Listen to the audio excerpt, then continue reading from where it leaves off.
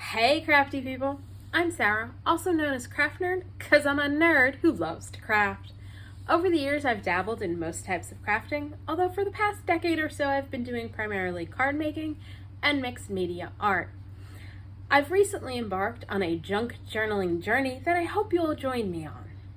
Today we're doing another Christmas in July project, and I actually filmed this last November of 2022 before I even started my YouTube channel. So maybe a little rough in spots. And there's definitely some footage that went missing. But it's a project inspired by the Christmas candy cart created by Tami at Plays Well with Paper for the Tim Holtz 2022 Idea-ology release. And we're going to be using some polymer clay to create some cookies to go on our cart and a whole bunch of other goodies. Let's get crafting. So we're going to be working with polymer clay today to make some chocolate chip cookies, gingerbread man cookies, and possibly a couple figgy puddings and maybe something else. Oh, and mugs, because I'm going to be adding to the cart a hot chocolate and a hot cider dispenser. So if you've never done polymer clay before, but you'd like to give this a try, the bare minimum that you need to do this would be some polymer clay, your oven, and a tray to bake your polymer clay on. Now, one tip I will say is you're going to want to put a piece of like plain white paper in the bottom of your tray. I bought, just the cheap disposable trays for this. But if you bake something on the aluminum, it will have a shiny side, the side touching the aluminum. So just put a plain piece of white paper in it and that'll solve that problem. You don't even need to buy a bunch of colored clays, although I do have a bunch of colored clays, so I'm going to be working with those. If you want to know, the colors I have are tan. This one is, I think, burnt umber. Yeah. Oh, Suede Brown, sorry. This one's burnt umber by Primo, and it's a mix of Sculpey and Primo clay. I've got Sculpey leaf green, emerald. Here's the hazelnut, which I think is Sculpey, but I'm not sure, and some red. But you can do all of this stuff with white clay if you just want to try out clay. You can get a package of white clay and use that to make everything, and then paint it if you've got acrylic paints. So once it's baked, you can paint polymer clay. And I'm also going to try something new. We'll see how it works. I've got a bunch of dies that coordinate with stamps by Lawn Fawn, and I'm going to use those to cut out some gingerbread men and a Christmas tree shaped cookie. So we'll see if those work. Also, I have my little thing of various tools, sculpting tools. This will help you out if you're going to roll out your clay. But I also have sitting next to me that I'm not going to show you, a pasta machine bought specifically for clay that I'm going to use so I can roll out a nice thin even layer of the brown that I'm going to use to make my gingerbreads, just because it'll be easier than rolling it with that. If you don't have any tools, you can just flatten it out until it's smooth with your hands. That's the great thing about clay. So, tip number one when working with clay is start with your lightest color first. So we are going to start with the tan, and I will have to probably do some cleanup because if I do figgy puddings, I'm going to need to use some white, and that will require me to clean up because you don't want to use white or you're going to have it turn out a muddy color, which is never good. So you need to break off a piece of your clay and knead it in your hands to get it nice and malleable, because it's really hard when it comes right off the block. But just between the smushing action and the warmth from your hands, it will quickly liven up. Now, I have an issue with, I'm in a humid climate and I get fingerprints in my clay. One thing you can do is you can put rubber gloves on.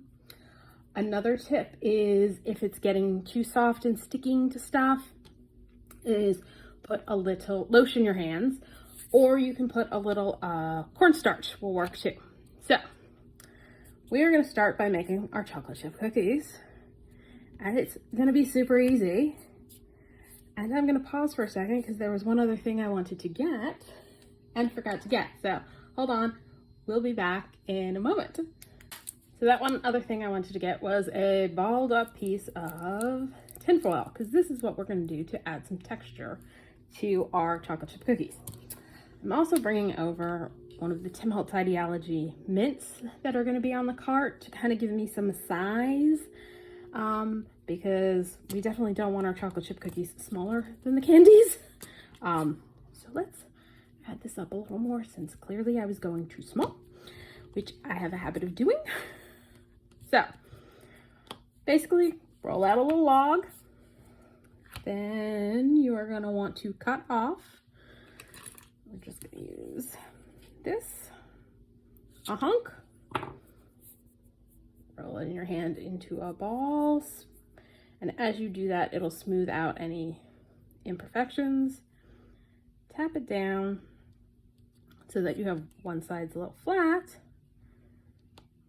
And then we're going to use our tin foil to give it a little texture. That got a little too textury. To adjust my tin foil, it'll make it a little less lumpy. I'm going to pat that down a little so that it's not too textury. Set him aside. Cut off another hunk. Roll it around.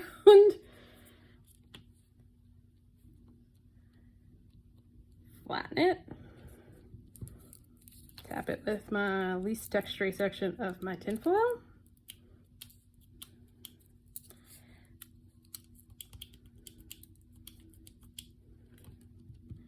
Pat it.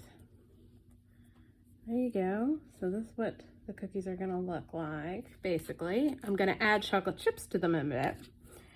And since it's home baking, none of them are going to be the same size. So again, I'll show you one more.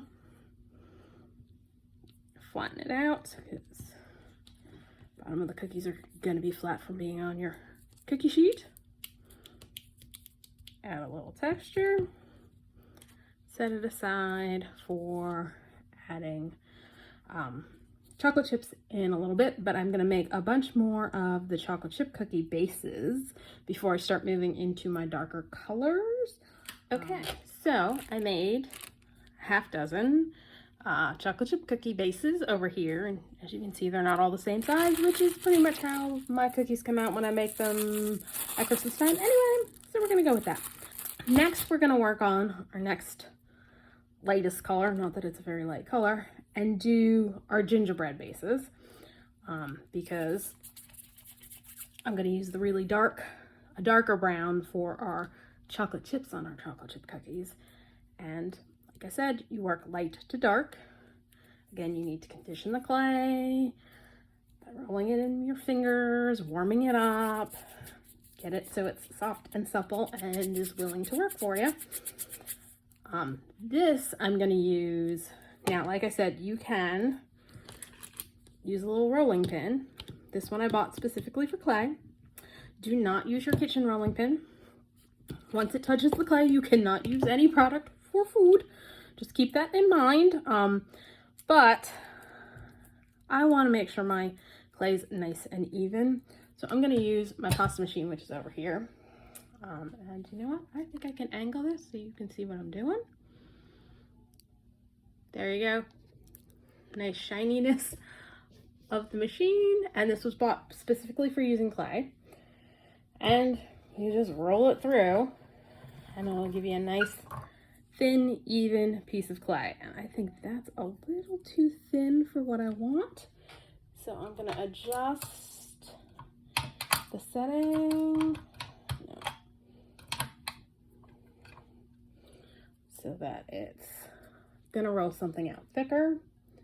And just roll it through again. And do it one more time to get it nice and smooth out. I'm gonna take my dies and place them down. Use them to hopefully cut out the clay. So I edited out making the gingerbread man and gingerbread Christmas tree because I eventually figured out a better way of making them, and that's what I'm going to show you now. So I figured out using my rolling pin to push the die into the clay worked a lot better to get a cleaner cut. And now I'm going to grab my straight blade that I have for working with clay to trim off the excess. If you don't have one, you can just use an X-Acto knife, but you're just going to want to change out your blade between working with paper and working with clay. It's also useful for pulling the clay off of the cutting mat when it gets stuck. And that cutting mat I'm using, I picked up inexpensive ones at my grocery store to use for my polymer clay. So I'm just going to trim off all of the excess first before pulling the die out, and I smushed it in a little more. And now I'm going to take a tool I picked up in the dental section at the grocery store, and I'm going to use the sharper edge of it to pull away the excess clay from around the indented shape for the gingerbread person. And so that's what I'm going to do right now.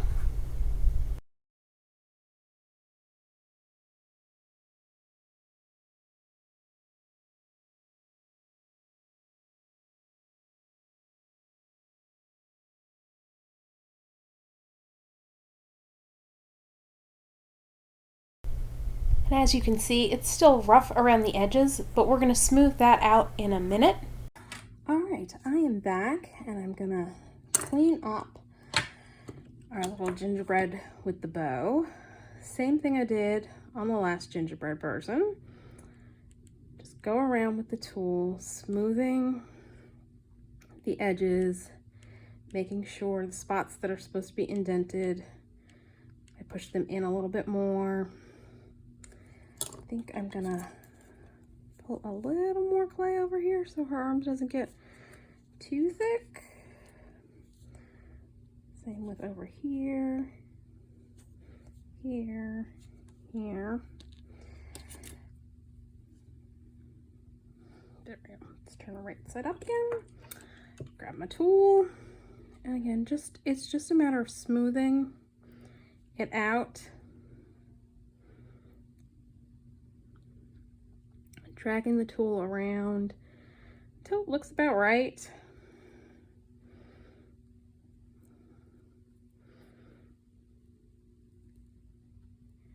This is the legs, so you want to make sure you've got the indentations in there, because at least unlike real cookies, your polymer clay cookies won't spread when you bake them. But if you don't have the details in it when you put it in to bake, you're not going to have the details when you bring them out, take it out of the oven. So let's take a little bit more off just to get rid of that gunk and to make it easier to smooth out. So again, pressing it in to get those details back visible. And we're going to decorate our gingerbread people when they come out. And I think what I'm going to probably use is liquid pearls, because I think that'll give the look of icing on our gingerbread people. And so we want to make sure we have the details on there. And again, I want to smooth out, because I don't know if you can see, there's a little bit of an indent line from using the die to cut it out. So I want to smooth those out so they're less noticeable. And again, get rid of my grubby fingerprints. Oh, look, and a nail mark. So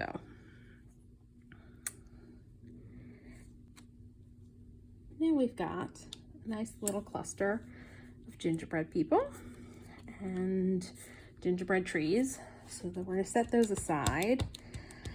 And I'm trying to decide if I want to pull out another color or just use the gingerbread color for our chocolate chips. And I think I'm going to just use the gingerbread color for our chocolate chips. So, bring our chocolate chip cookies back over. And this is going to be, and I'm looking at them, they look a little bum-like right now. So hopefully once I put the chocolate chips on, they'll look a little more chocolate chip cookie and less like bread rolls. So again, this is gonna be really easy. Just make a little snake out of the brown. Take a knife, cut a piece off, stick it on. Cut a piece off, stick it on.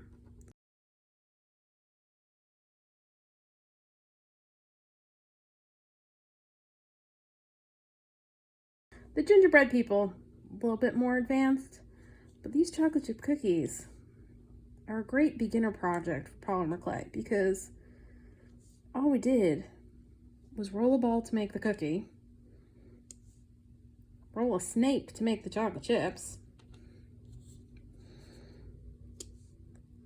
place our chocolate chips on. All right, so we now have a collection of gingerbread men and a collection of chocolate chip cookies.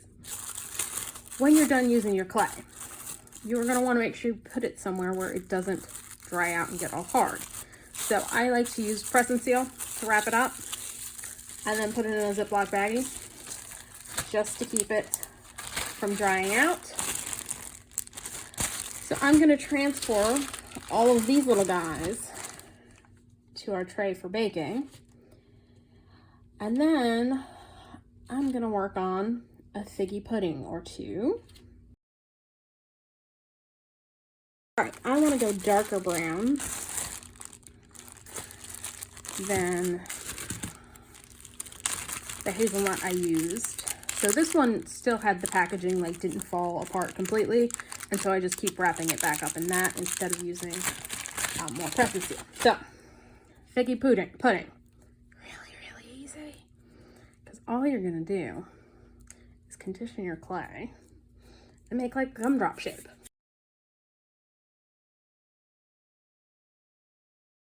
And the best way to do this is to make a fat log.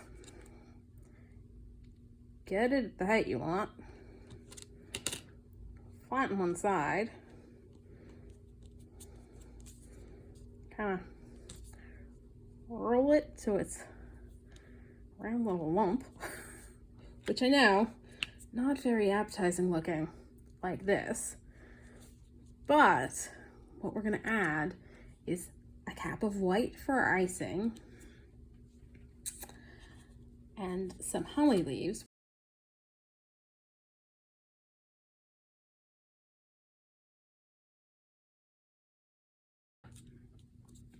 I'm gonna set these guys aside.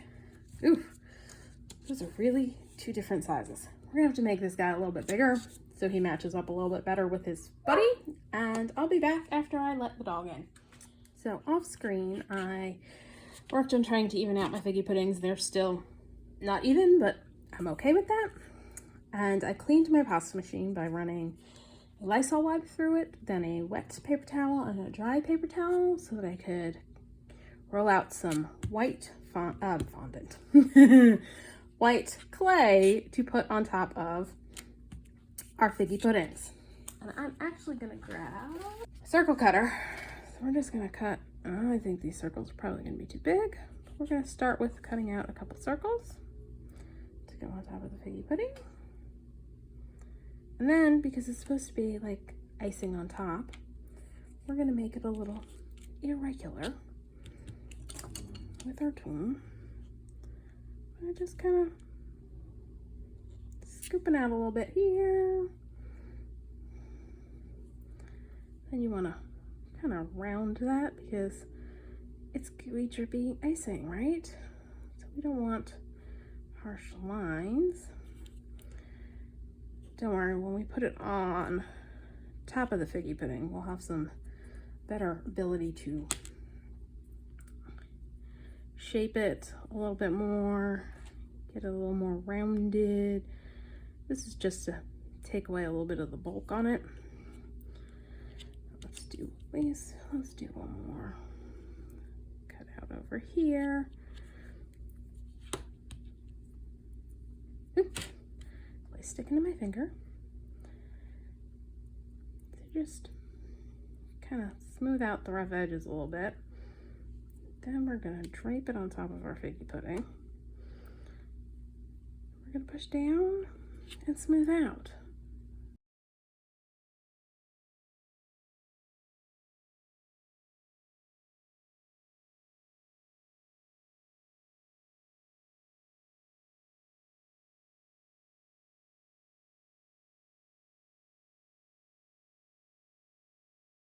And you'll notice, because I'm handling the brown and the white, my white is not staying pristinely white.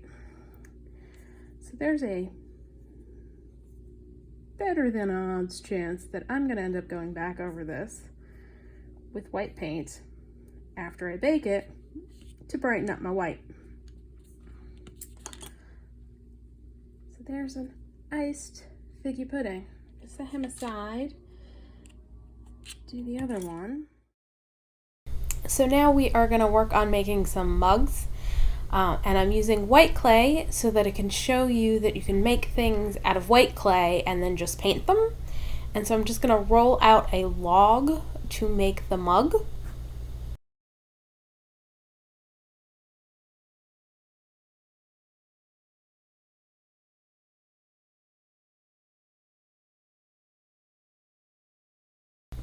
So now I'm going to use this clay sculpting tool to try and cut out some of the clay from the center of the little log piece I made so that we could have a true mug shape. And so I'm going to scrape that out and then try and get it back into its nice cylindrical shape. And this ends up being quite a tricky part, and I probably should have just left it as a solid piece. So now I've got a ball tool with the mug over it so that I can keep the center hollow while trying to shape the exterior of the mug. And I'm going to take a pause here in a second because I have to plug in my cell phone. Okay, I'm back. I've plugged in my phone. Can you tell this is the first YouTube video I shot? So I decided in November of 2022 that I wanted to try giving YouTube a shot, but as I'm always crazy busy during the holidays making cards and such for friends and family, and I'm always behind schedule on doing that, I knew it would be impossible to try and do it then. So instead, I decided to wait until the new year and spend some time between November of 2022 and when I launched, basically making videos, getting stuff together, trying things out. I also knew if I liked it and kept with it until the holiday season again, that this project, which I wanted to do in 2022, would be a cute one to share. So I went ahead and recorded it, and it was the first one I recorded.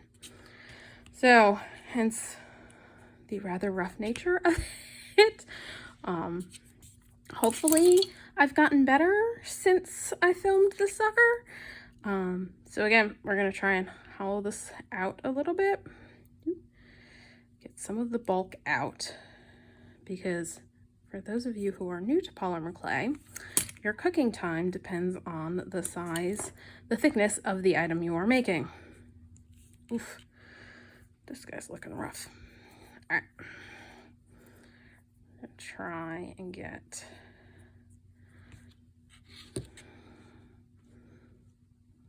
I think that might be the key to doing this.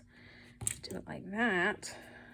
Now let's flip it over, flatten it out, try and get it into something of a more regular shape. And look at that. Way bigger than the other one. not surprising. My ability to make two things exactly the same, not so great. So the rocking motion will help avoid squooshing it when you're cutting some off. All right, height-wise, they're a little better. Thickness-wise, this guy's a little too thick. So I'm going to, okay, I don't know what I actually recorded so far on this one. So I'm working on trying to make another cup that's at least similar in size and shape to the first cup, but I also kind of am not great at making two of the exact same things. Very, very not good at that. That is not a skill I have. Mass production is never going to be something I'm capable of, at least not where everything looks the same. All right.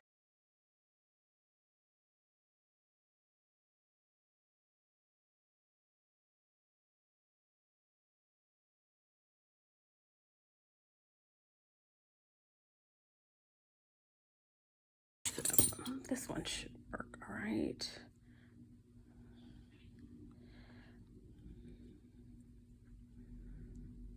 So I'm really, this is completely and utterly a learning and experiment on my part. I have never made hollowed out mugs out of polymer clay before. I'm sure there's a YouTube video out there of someone doing it in a much better way than I am doing it right now, but point of this is just try something. Worst that happens, especially with polymer clay, is it doesn't work out and you just scrap the whole thing and roll it back up into a ball.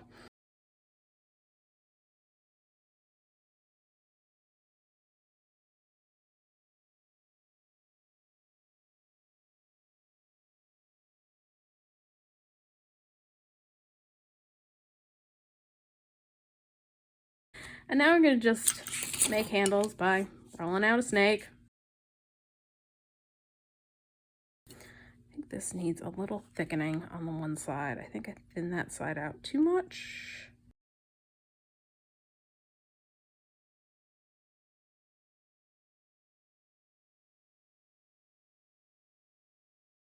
There's our two hand-thrown coffee cups. Now I'm going to make handles. Again, one of those things you did all the time as a kid with Play-Doh. Just roll out a snake, shape it into a handle. I think, given the way it's shaping, we're going to turn it like that. And then we're just going to smooth out the edges with our dental tool again, just to attach it. I probably should have pulled out. I've got polymer clay glue, which helps stick pieces together. I think we'll be all right. Just blending it in. And again, you're pulling the clay from the handle onto the piece to kind of blend them together. And you'll notice I've got crud on this, which is why I plan on painting these, because keeping whites white in polymer clay land, because everything sticks to it, in a room frequented by my dirty dogs is darn near impossible. So I don't worry too much about keeping my white. I just figure it's the cost of doing business is that I'm gonna have to go back and paint my whites. So there we go, one handle.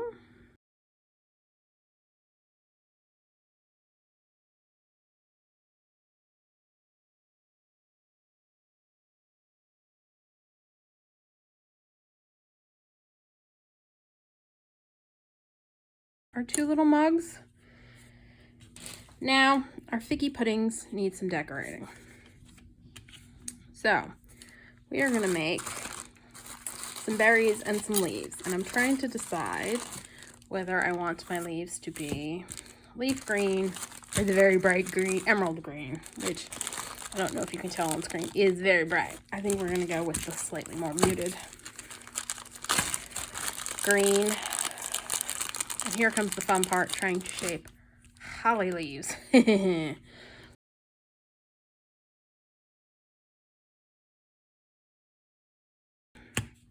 not running it through the pasta machine this time. I'm just going to roll it out. Holly leaf shape. Not so. We're just gonna roughly sketch out the shape of a holly leaf.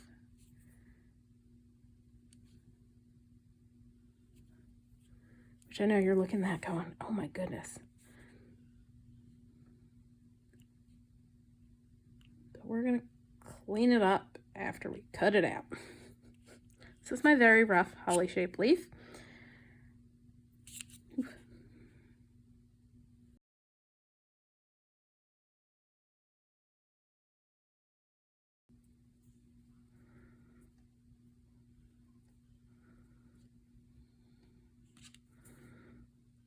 This is going to be all about just moving it into something that better reflects a holly leaf shape with the tools.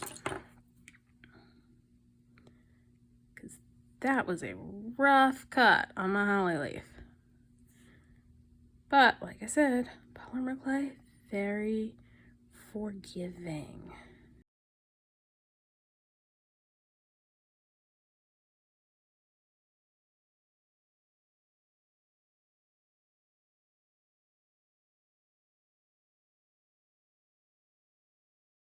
It went from hot mess to not so bad.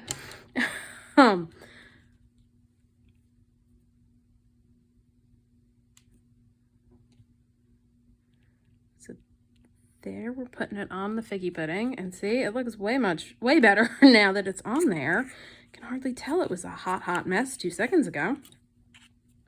So we're gonna do another one.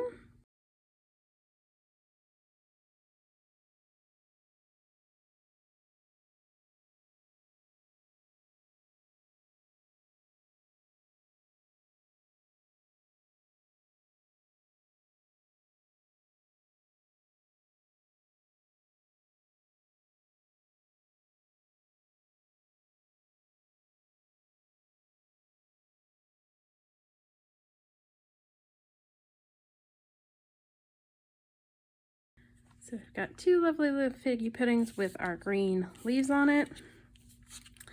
And now the last little bit of polymer clay for today is some holly berries. So red, which always work with red last. It is the evilest of colors. If you've worked with red in pretty much any medium, you know it takes over everything. So you definitely want to wait and do your reds last when sculpting, because otherwise everything's going to have red on it. So I'm going to roll this out and then just start cutting off bits, which I will then roll into little balls. Let's see, that might be too big. I think that one's a little too big. We're going to cut that sucker in half. And again, just roll it in your hand. Turn it sideways, you can see. Just roll it till it's a little ball. And pop it on. Whoop.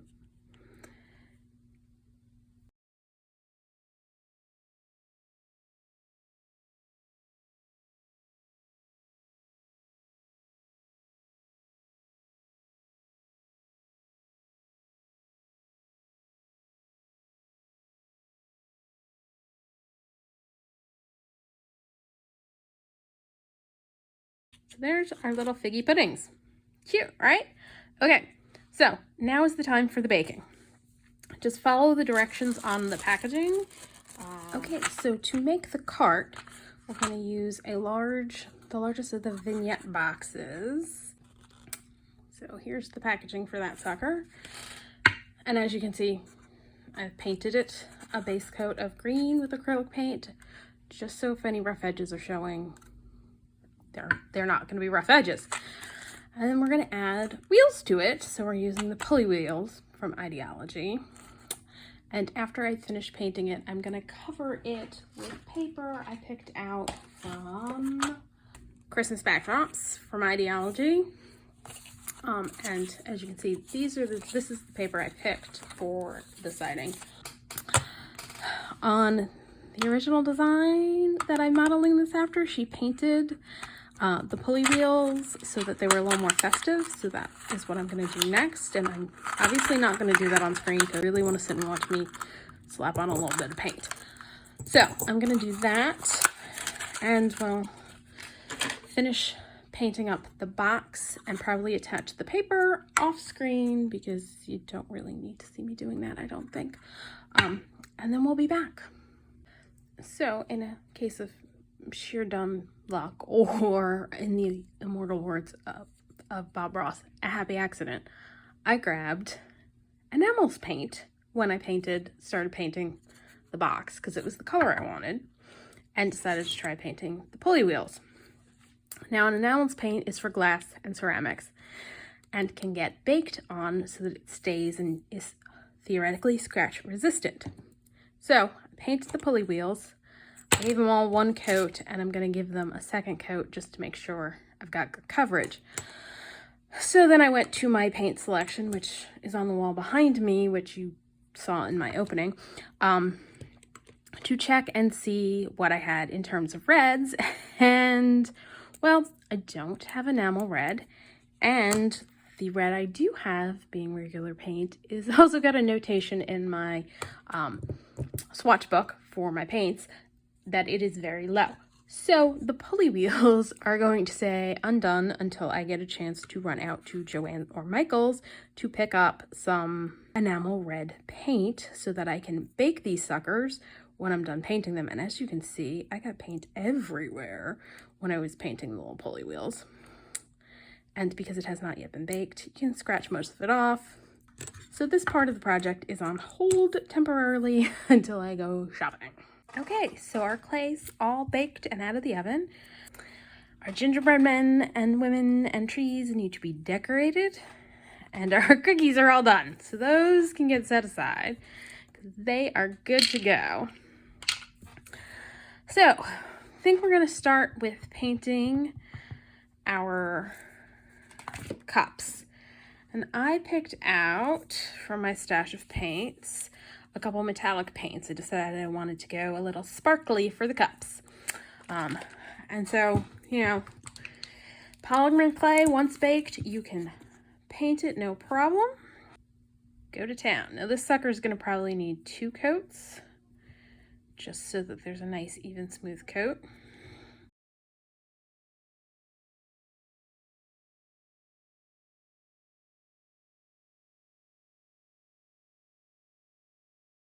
So, our gingerbread people. I am going to use liquid pearls, and I've got Opal White, Ivy Green, and Ruby Red. All right, so we're going to start with the one with the little bow and use the liquid pearls to color her bow.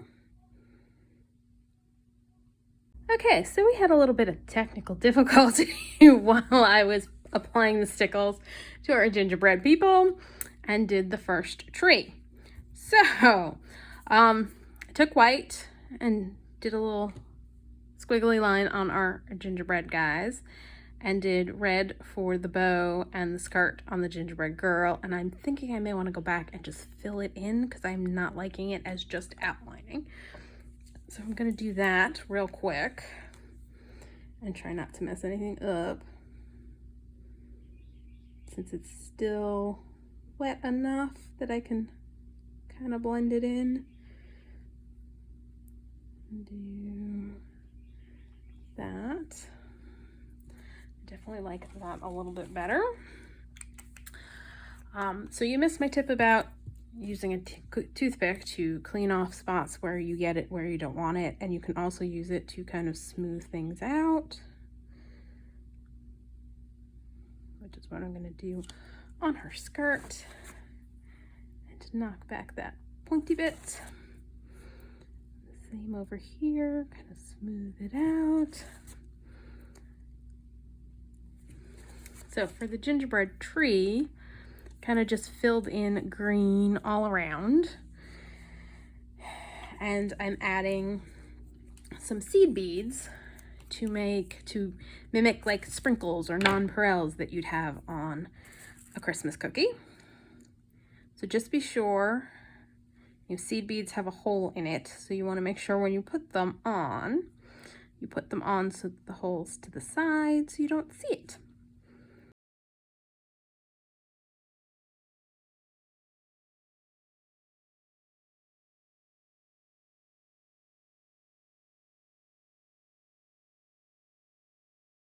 Now I could have waited, and then when this was dry, used the red liquid pearls to do the dots, but I thought this would be fun to try using some seed beads. So these guys are all gonna have to sit and dry for a while. Okay, so we need some supports to hold up the awning on our Christmas cookie confection cart thing. So what I am using is the inside tube from the roll of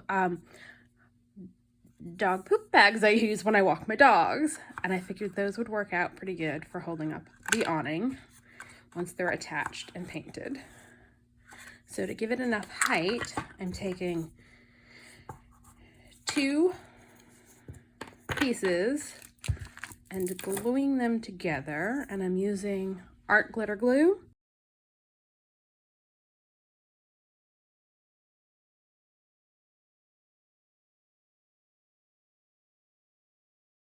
Put those aside to dry. These 2 are dry. I'm going to do the first coat with heavy white gesso because that saves you from applying a million coats of white paint.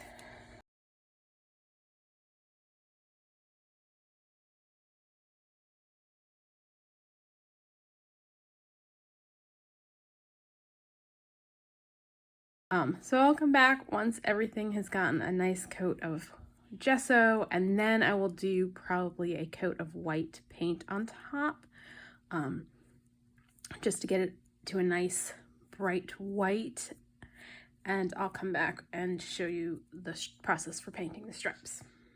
Okay, so I finished painting all of the supports and gave them a coat of white paint, and now I'm going to add a red candy cane stripe using Americana True Red. It's just the red paint I have in my stash. Any red paint will work. And I'm going to use one of those tools I bought for a project and have used like once. It is a lovely little device that's got 4 little octopus arms on it with clamps at the end to hold on to our little poles while I paint the stripe on. You obviously do not need this to do this. I just figured it might make it easier, and I got the tool, I might as well use it. There are actually grooves in it as how they assembled the piece, so I'm going to use those as a guide for painting my candy cane stripes. Well, that went off. And again, this does not need to be perfect because I'm going to also wrap lights and garland around it.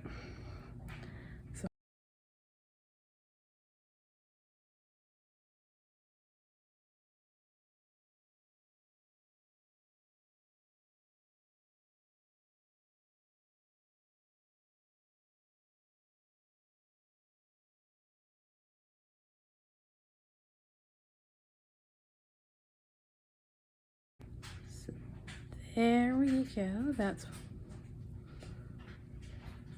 one done. And I'm gonna paint the rest of them off camera because again, paint drying. And I'm also gonna show you what else I'm working on for the cart. And that's the bubblegum dispenser. And it's using Tim Holtz Idea-ology Snow Globe from 2021, which has the wood base.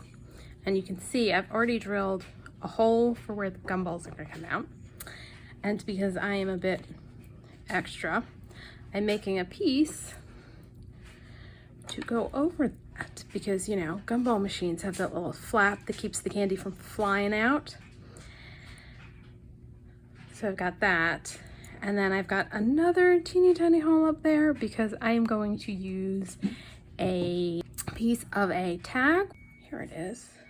So, you know, the little plastic bits they use to hold tags on like clothes and things. I cut one of those off and I'm gonna paint it and to put it in that little, use the little hole to give it a good spot to glue into, because you need to have a little tab to turn to dispense your candy. So I'm gonna paint all of these guys up. Oh, and my little cover for it is a little plastic dot. Just show you, I've got these guys, a whole bunch of those. I saw them when I got my newest, I store my red rubber stamps unmounted in one of these little containers. And when I got a new one, they all had the little plastic, see, holes still in them. And I, of course, being the insane crafter I am, went, ooh, that I'm sure can work on some kind of project. So I saved them. So I'm just gonna go ahead and paint the base of this with my metallic red paint because I want to give it that look of being metal, and all the rest of the parts, and then we'll eventually assemble those on. And I'll probably paint some black inside the hole so that it looks like it's a hole. And so that will be the gumball dispenser. Okay. As you can see, my craft space is a bit of a mess right now. I'm trying to figure out what will fit on Santa's Sweet Shop cart. This is the second largest Vinette box, which sits nicely inside the large one, which is what we're making the cart out of. I've got, as you can see, I put the posts in off camera. So I want to use it kind of as a template for cutting down some styrofoam, because if we sit stuff down in the bottom, nobody will be able to see what's in our Sweet Shop cart. So I've got a bunch of styrofoam in my stash. You could use chipboard, floral foam, whatever you've got handy to use, go with. Since I've got some styrofoam in my stash, I'm gonna go with that. The next thing I'm gonna do is, if you're cutting styrofoam, a serrated knife is best. This is gonna be hidden once it's covered with all the candies and stuff, so I just want something so that the stuff is not sitting all the way down in the bottom. It looks like I need to take a little off that corner for it to fit in.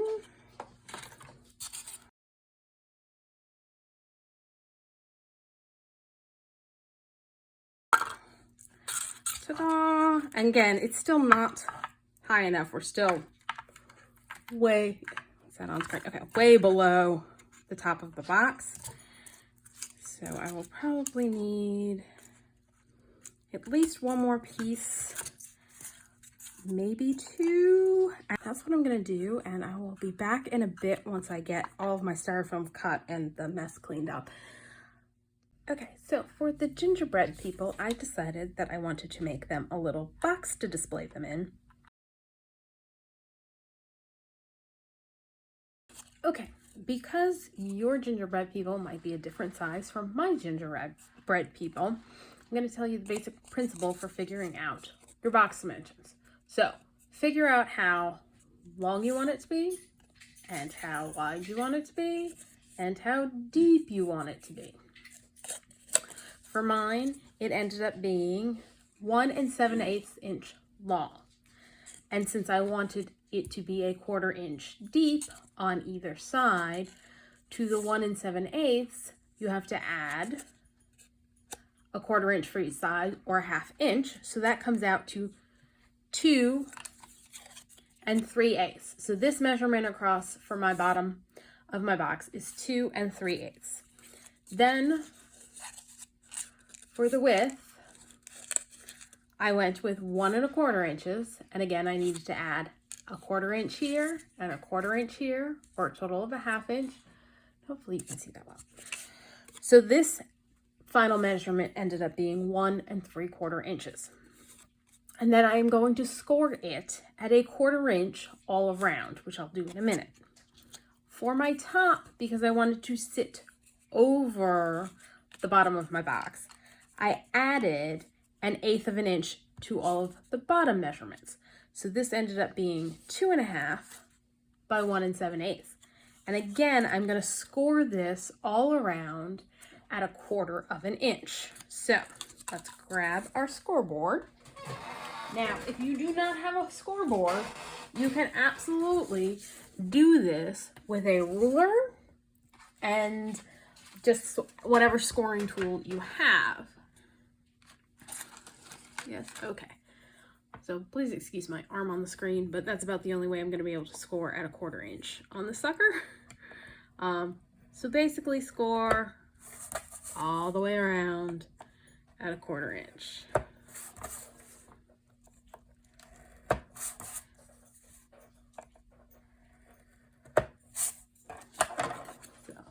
There you can see I've scored it all the way around at a 1/4 inch. I'm going to do the same thing for my bottom piece.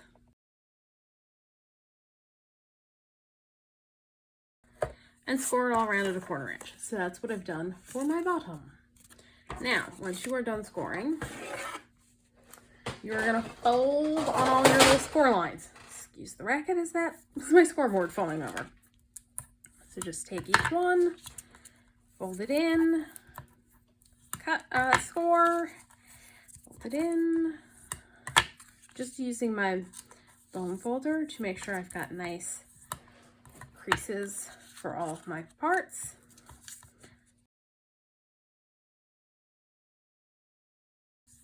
Now, once you've got everything scored, you will notice that you get, can you see that? Yes. A little square from the score lines at the top, at each corner. There's a little square marked off by your score lines. This is where we're going to be cutting. So in order to make your box, you're going to want to, looking at the piece of paper, you've got the score line here, or that one there, you can see. You're gonna cut along the score line, and then you're gonna cut a little notch up. Let's see if I can mark this so that you can see. Basically, that's what you want to do. You want to cut that bit away. So we're going to try doing this again.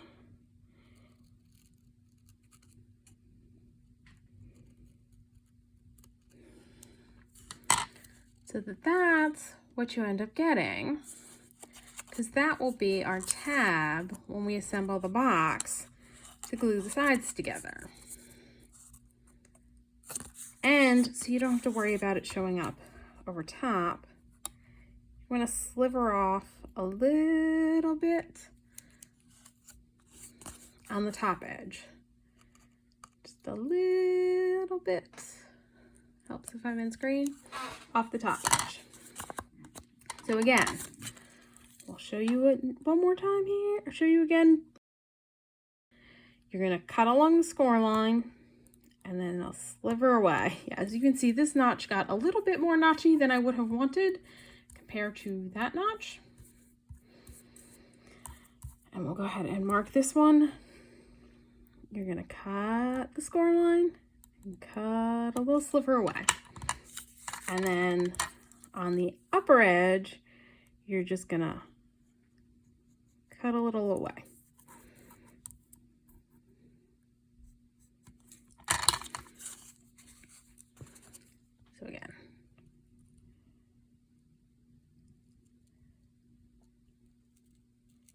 be sure you're only cutting up to this score line, right?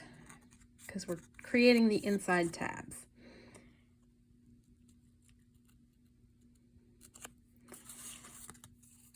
I don't know, I've watched and I've marked that going the wrong way.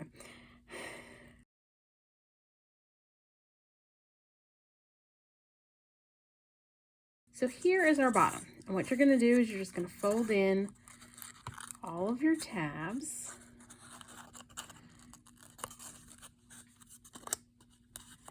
To create the bottom box.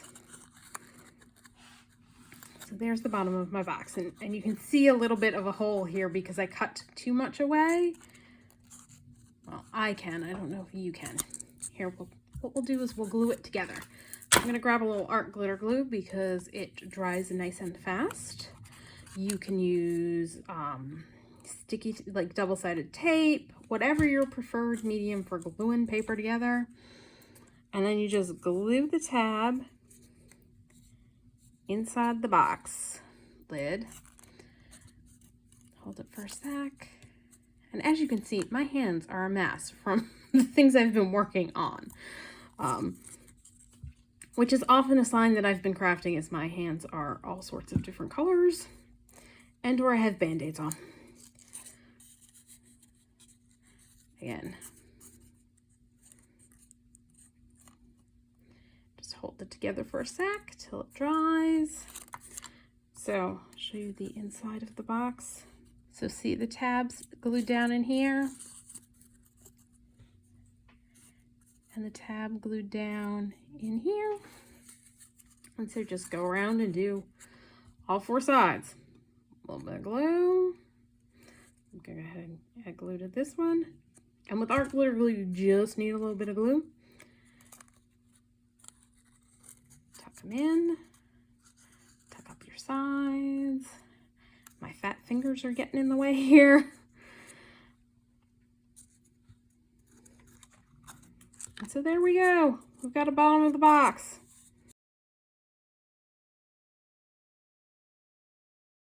Look at that. Aren't they cute? Now, it's basically the same thing for the lid. I bet you're saying, but Sarah, when you put that on, you're not going to see any of the gingerbread people.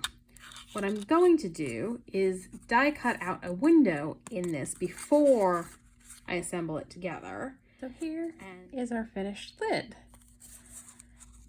And I just glued in a piece of leftover plastic from packing material.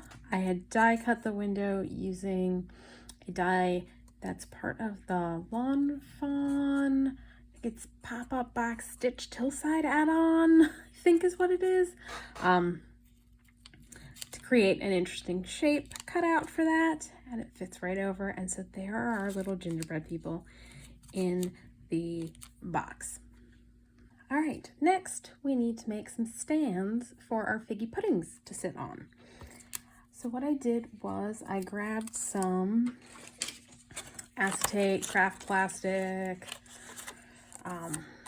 you know, whatever you've got, but you want something that's going to be sturdier than the plastic that we used for the gingerbread. Like the packaging plastic is not, it's not going to hold the weight of the figgy pudding. So you're going to want a craft plastic, something with some body to it.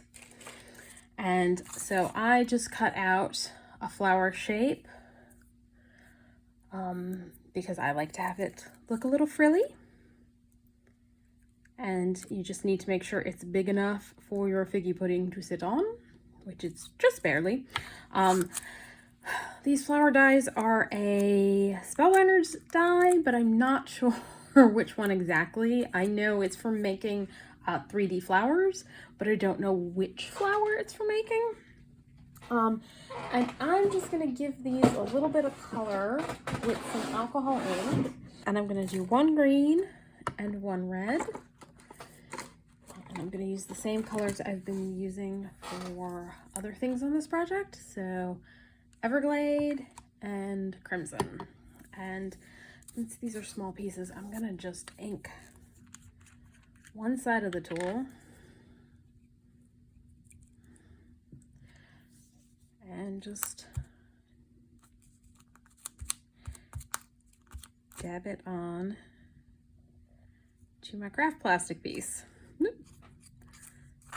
Try it up so that it's got some color now, so you can actually see the flower shape.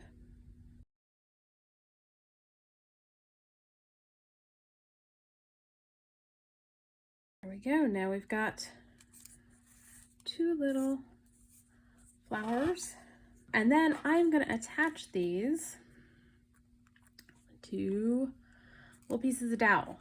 You may remember when I was making the handles for the cart, I painted a dowel about that long, and then I decided it was too long, so I cut the pieces off and set them aside and realized, ooh, these will work. I will glue my little heart, or my little flower, to the top of the wood. Okay, so off camera, I glittered all of the confections by rubbing on some Glossy Accents and dunking them in rock candy glitter. I painted the tops of the bottles with the enamel paint, and I used the same paint on their corks. Let them dry, followed the directions, baked them, which I also did with my Pulley Wheels. I got red, and so I did that. Then once they came out of the oven and dried, I put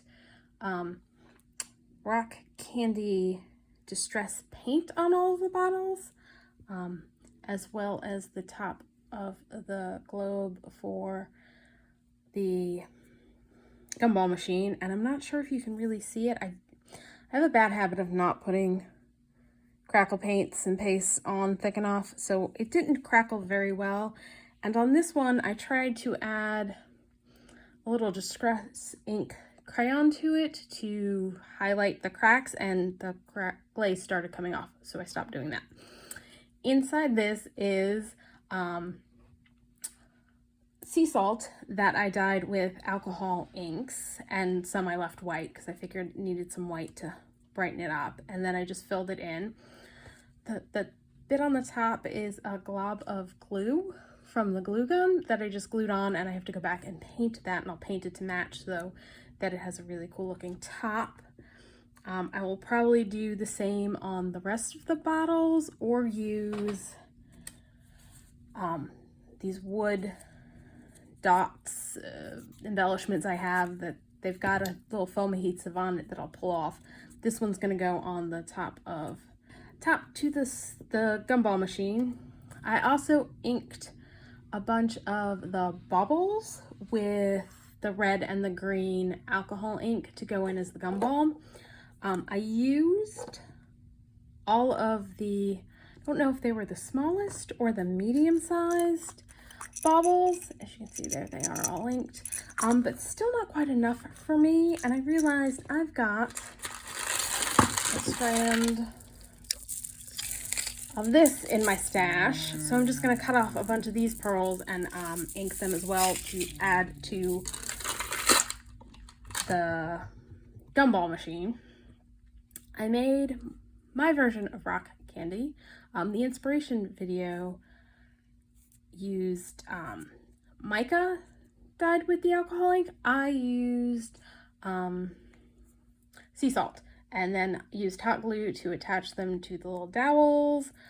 And then for the tub it's in, I have a couple of these spray misters, the mini shimmer misters that had dried up, so I took the cap. This one, the cap was a little too tall for how high my sticks were on my things, so I cut it, and I cut it a little too short, and so they were not standing upright, so I just put some hot glue in the bottom, and now they are standing up happily. Oh, and I inked the outside with alcohol ink. I did the same to one of the caps, and this is going to be for the candy canes. They're going to go hanging out in this one. I did trim down the candy canes, so you might see I've got some little peppermint sticks. Those are the offcuts from the candy canes. And I also ended up trimming these guys down so that they will fit inside this bottle nice and neatly. So those are going to go in here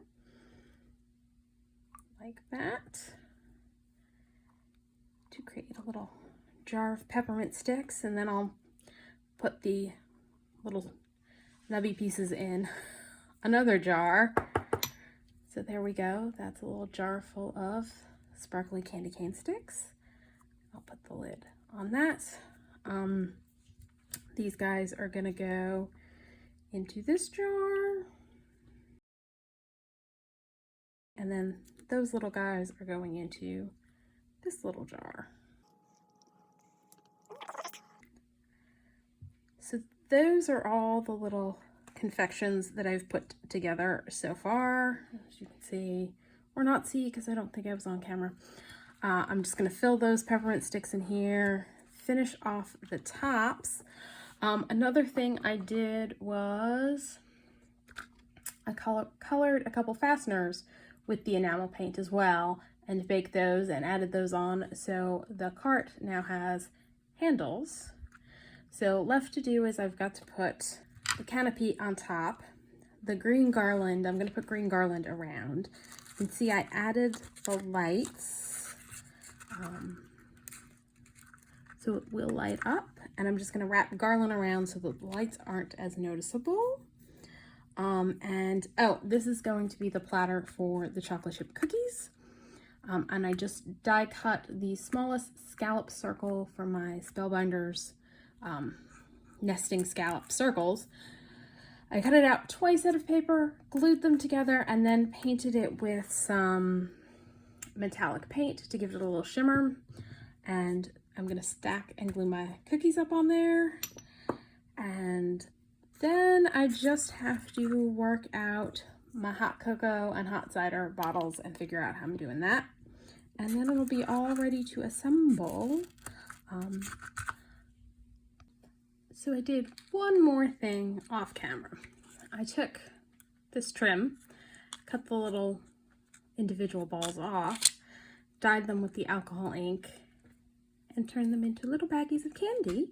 And what I did was I took these small clear bags that I have, put them in the corner, bunched it up, tied the twine around it, cut it off, and then added the bows. So you've got 2 little bags of candy that'll go on the cart. So here's the finished cart, and I don't know what happened, but there's definitely parts I thought I recorded that seem to have disappeared. So we're gonna go through what's on the cart. So we've got our jars with Confections by Idea-ology from last Christmas, our rock candies, some more candy canes. Back here is the little jar with the sea salt dyed with alcohol inks and another jar of Confections. In addition to wrapping lights around the poles, I also added Garland, which is another Idea-ology product. The awning on top, I had cut the green one first and cut it the wrong size, and so I had to redo it with the red candy striped paper. And these are from, I think, Backdrops. So instead of just cutting this part or tossing it, I decided to make it a second layer of the awning. And for storage purposes, I didn't actually fully attach it, and I've got a stack of scrap pieces of comic book board to keep it raised up above the bottom awning. Turning it around, we've got the gumball machine, which the baubles inside the gumball machine were colored with alcohol inks.